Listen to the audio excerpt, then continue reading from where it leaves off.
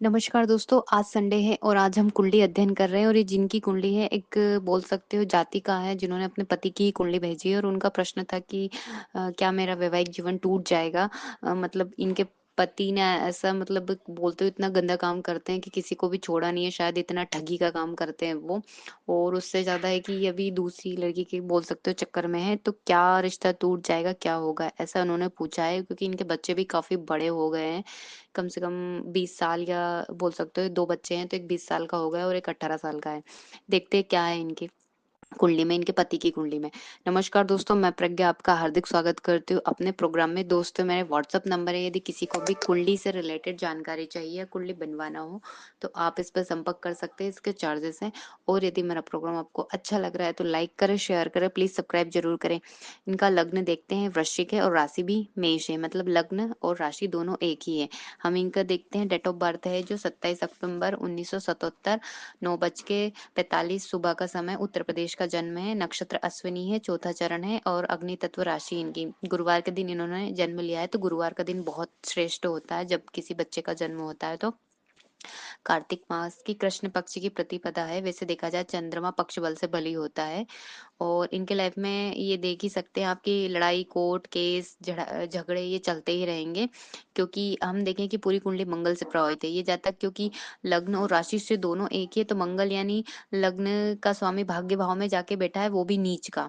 तो जो जब भी लग्न पति नीच के होते हैं तो बुद्धि हमेशा भ्रमित ही रहती है ऐसे व्यक्ति की। और साथ कर पुष्य नक्षत्र में शनि के नक्षत्र में बैठे हैं।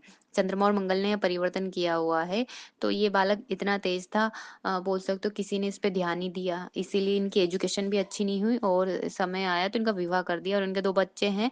पर बाद में इनको जब जाके रियलाइज हुआ कि हमने बहुत बड़ी गलती कर दी, क्योंकि इनका बच्चा ऐसा है कि गंदा काम करता है, सबको ठगता है। और बोल सकते हो पूरा इन्होंने संपत्ति, जो पैतृक संपत्ति थी उसको पूरा बर्बाद कर दिया। मतलब इनके पिता ने ही इनके सारे बोल सकते हो जो भी कर्जे थे वो लौटाए जितना उनसे हो सका। मतलब इनकी आधी संपत्ति बेच दी इन्होंने। और अभी ये इनकी जिद है कि अभी ये घर छोड़ के जाना चाहते हैं दूसरी लड़की के चक्कर में, ऐसा। लग्न का हम देखें कि लग्नेश भाग्य भाव में जाके बैठे और भाग्य छठे भाव में जाके बैठे हैं। सप्तम भाव का स्वामी लाभ भाव में बैठना, यदि शादी के बाद आपको लाभ होना आप देख सकते हैं। सप्तम पति शुक्र है, वो भी नीच के हैं। यहाँ पर हम देखें कि 4 ग्रह नीच के हैं। नीच राशि में मंगल है, और इसके साथ ही नीच राशि में शुक्र है और नीच राशि में ही परम नीच पर सूर्य बैठे हुए हैं यहाँ पे। और गुरु भी नवमांश में नीच का ही फल देख रहे हैं। मतलब 4 ग्रह नीच के, तो बहुत बड़ा बोल सकते हो ऐसी कुंडली यदि किसी की में होती है बहुत बवाल करता है ऐसा व्यक्ति, कुछ बड़ा ही करता है।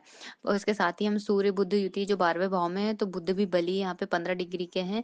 और इसके साथ ही वृश्चिक में बुध आकारक होते हैं और मारक का काम करते हैं। ठीक वैसे ही शनि भी है, शनि भी यहाँ पर केंद्र में बैठे हैं।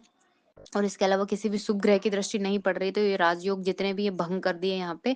और शनि बोल सकते हो कि इतने सारे राजयोग होने के बाद भी बहुत ज्यादा अकारक ही है ये भी। सूर्य 12वें भाव में और इसके साथ ही तुला में परम नीच के यहाँ रिजल्ट दे रहे हैं। इसके साथ हम देखें सूर्य पर शनि की दृष्टि पड़ रही है। गुरु राहु के नक्षत्र में बैठे हैं और गुरु 5वीं दृष्टि से सूर्य पर पड़ तो रही है। अष्टम के गुरु द्वितीय भाव से अपने घर को देख रहे हैं, यानी कि हम देखें सुख भाव को भी देख रहे हैं। तो पैतृक संपत्ति और एक पिता का सहयोग इनको हमेशा मिला, क्योंकि इनको सुख मिला है।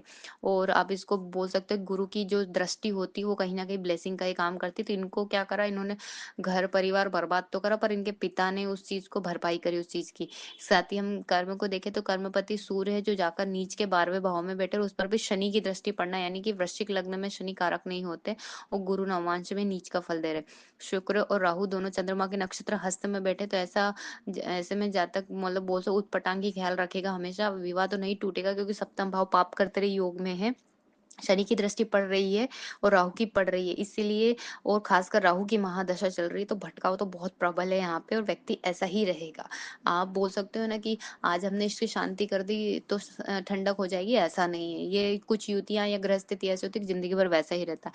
इनको सबसे पहले कि आदित्य हृदय का पाठ करना, या तो पिता करे या पत्नी करे। स्वाभाविक है पत्नी करे तो बहुत अच्छा है। इनके संकल्प लेके इनके नाम से सूर्य की साधना करना, खासकर रविवार को 7 बार यदि आदित्य हृदय का पाठ करते हैं। और उसके बाद भी शिव जी इनका ही संकल्प लेके शिव जी का अभिषेक करते हैं प्रतिदिन दूध से, और उसके साथ हो सके तो दुर्गा की, यहाँ राहु की महादशा है, दुर्गा की बोल सकते हो देवी की उपासना बहुत जरूरी हो जाती है, तो या दुर्गा सप्तशती करे, या फिर आप जिनको भी आप ठीक ले, माँ बगलामुखी की भी या 10 महाविद्याओं में से किसी की भी आप शरणागति करना जरूरी है, पर जरूरी नहीं तो रिश्ता नहीं टूटेगा पर भटकाव तो रहेगा। धन्यवाद दोस्तों।